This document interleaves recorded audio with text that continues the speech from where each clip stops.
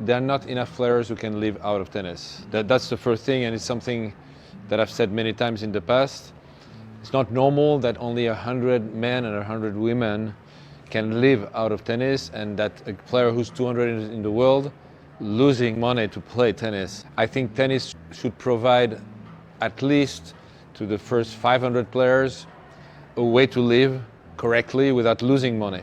So for me, in this topic, there are two topics. First of all, the percentage that goes to the players compared to the percentage that goes to the tournaments or the ATP has to be fair, and I think the comparison with other sports makes sense.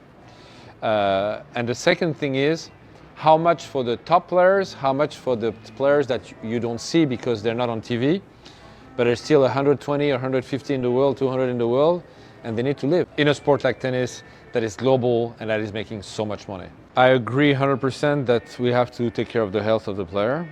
The balls that change too often, this is not normal. I understand that every tournament has its own interest in terms of sponsorship, but for money reasons, we are putting the health of the players at risk, and for sure a lot of injuries come from changing balls constantly. So this is something that we need to solve, for sure. Changing the balls often can definitely create injuries because they're all different.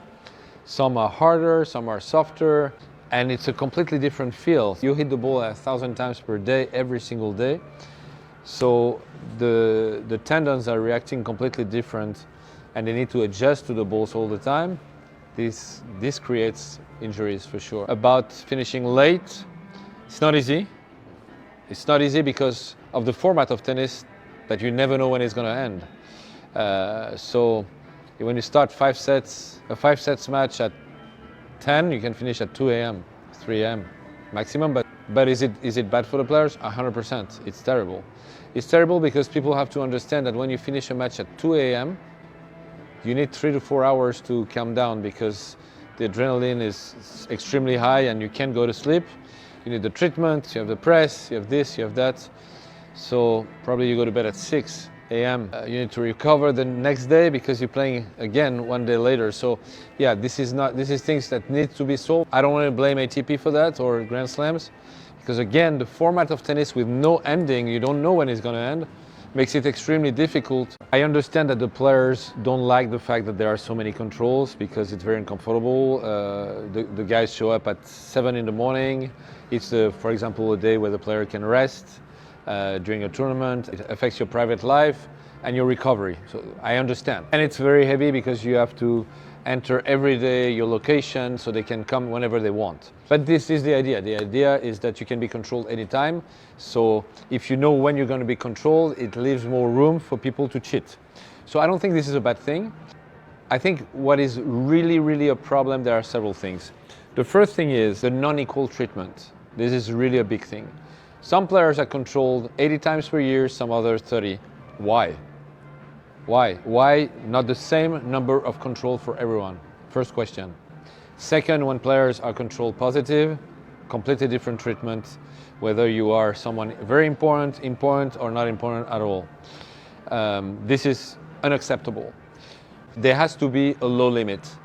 I don't think it's normal that someone who has 0.000001 milligrams of something in his system is considered doing doping, because again, contamination is everywhere.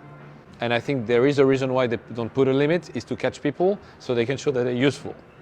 I want them to be useful because they catch people who really do doping, not to look useful because they catch people who are innocent, which they do all the time, and this is, for me, unacceptable.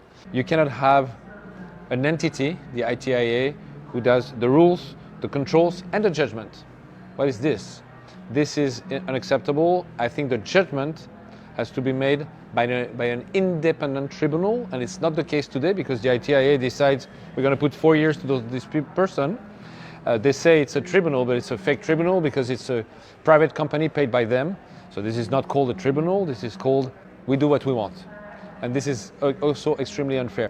We need to be sure that people are not cheating, but it has to be done in a fair way for the players.